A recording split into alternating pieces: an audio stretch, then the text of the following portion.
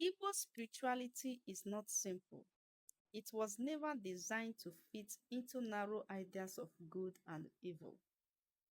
In the Igbo worldview, existence is layered. There is Owamado, the human and physical world where we live, work, marry, and die. And there is Alamo, the spirit world. These two worlds are not enemies. They touch each other, they influence each other, and constantly interact. What happens in one often affects the other. At the highest point of existence is Chukwu Okike Abiama, the supreme creator, the source of all life and order. Below Chukwu are the Alonsi or Aronsi, the divinities that govern natural forces, moral order, and communal balance. There are also ancestors, Ndị Ichie, who remain involved in lives of their descendants, as well as other spirits with specific roles. Nothing in this system exists by accident. Everything has a function and a place. Because of the worldview, Igbo spirituality does not label spirits as all good or all evil, the way imported religions often do. Spirits are understood based on what they do, how they affect balance, and whether they bring harmony or disorder. Fear-based labeling was never the foundation of Igbo spiritual thought. This is where the misunderstanding of Ogbanje begins. In original Igbo cosmology, Ogbanje is not a demon. The word itself explains the concept. Ogba refers to returning or repeating, while Nje refers to movement or coming and going. So Ogbanje simply means one who comes and goes. It describes a being that moves between the spirit world and the human world. Traditionally, an Ogbanje is understood as a spirit of being with a special and complicated relationship between Alamo and Owamado.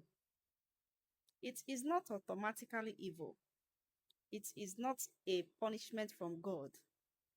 In many interpretations, it is linked to an unfinished spiritual destiny, ancestral agreements that were not properly resolved, or an imbalance that makes it very difficult for the soul to fully anchor itself in the human world.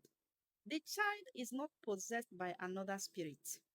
The child is the spirit expressing itself through repeated births and deaths. Most importantly, the concept of Ogbanje existed long before Christianity or colonial influence.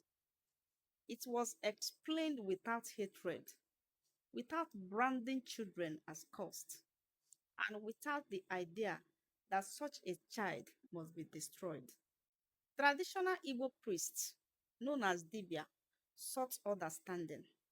Their role was to restore balance, identify the root cause, and perform grounding rituals where necessary. Condemnation was never the first response.